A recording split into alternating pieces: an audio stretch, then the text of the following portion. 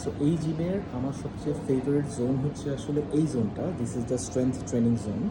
So এখানে না একটা ইন্সপিরেশন পাওয়া যায়, লাইক এতগুলো ওয়েট এবং বিভিন্ন সাইজের ওয়েট আছে, বিভিন্ন মেজারমেন্টের ওয়েট আছে। সো এগুলো আস্তে আস্তে মানে নভিস থেকে শুরু করে যখন আপনি নিচের দিকে যাওয়া শুরু করতে পারবেন এবং হচ্ছে যখন আপনি স্ট্রেংথ ট্রেনিংটা প্রপারলি শুরু করতে পারবেন, তখন না একটা স্যাটিসফ্যাকশন আসে আসলে। ওকে, সো এই জোনটা আমার কাছে খুবই ফ্যান্টাস্টিক লাগে।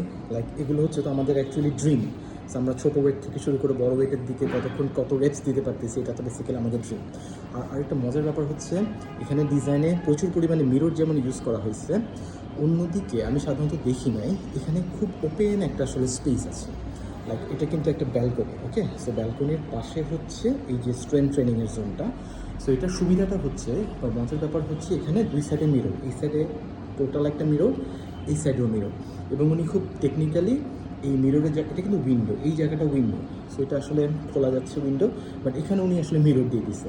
সুবিধাটা যেটা হচ্ছে এই সাইডে এবং এই সাইডে মিরর এবং এই সাইডটা হচ্ছে ওপেন স্পেস, যার কারণে এখানে সাফোকেটিং লাগে না। যখন আমরা স্ট্রেংথ ট্রেনিং করি তখন কিন্তু প্রচুর ব্রিদিং এক্সারসাইজও করতে হয় সাথে, ওই সময়টা সামটাইমস মাথা কাজ করে না। সো একটা রেপস কমপ্লিট করার পরে, একটা সেট কমপ্লিট করার পরে আপনি যখন এই যে বাইরের এনভায়রনমেন্টটা দেখবেন, লাইক এখন প্রচুর বৃষ্টি হচ্ছে, সো এখানে যখন একটা সেট কমপ্লিট করার পর যখন আপনি বাইরের এনভায়রনমেন্ট দেখবেন, ওভারঅল একটা ব্রিদিং স্পেস পাবেন।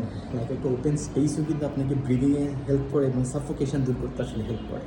সো আমার কাছে এই জায়গাটা খুবই জোস লাগছে, বৃষ্টির সময় তো জোস লাগেই।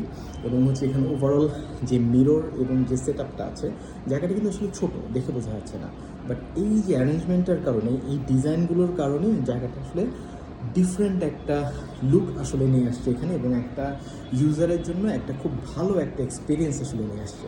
So I really appreciate this design. এবং জিমে আসলে প্রচুর মিরর ইউজ করা উচিত এবং হচ্ছে যতটা ওপেননেস রাখা যায়, ফেকভাবে হোক নর্মালভাবে হোক, দ্যাট ইজ অ্যাকচুয়ালি বেটার।